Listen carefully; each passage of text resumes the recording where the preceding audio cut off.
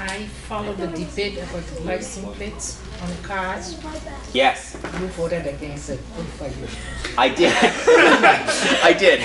Yes. So this was Yes. this was one time when I changed my mind when I was listening to the debate, because so the issue was, the wave plates that you all have, like the blue plates with the little wave on the back. They want to replace them, and they want the way that they're replacing them is going to come with a fee, basically. And we had been told, based by the bill sponsor, that this bill would provide a fee, but the governor's budget article was actually going to be an even higher fee.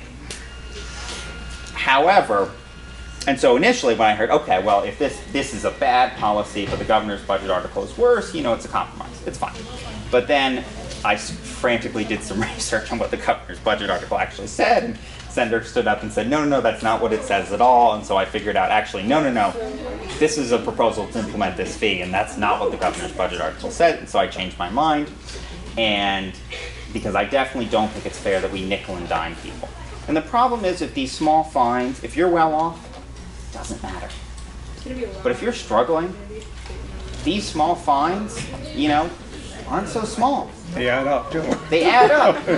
We know that. And one of the problems, if I can get on the soapbox here a little bit, that we have in budgeting in Rhode Island, we have this idea that everything has got to have a pay for that usually winds up being a fee.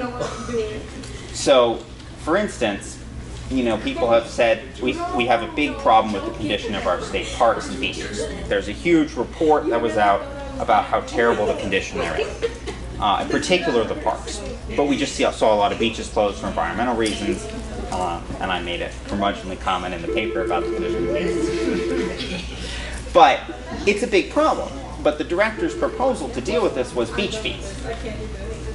Beach fees aren't fair because it makes it so that the beaches are not as accessible to people who don't have as much money.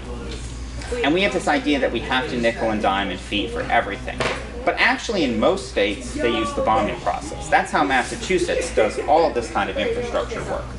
Whereas here in Rhode Island, we have this obsession with pay-go funding. And it's part of our fiscal disaster.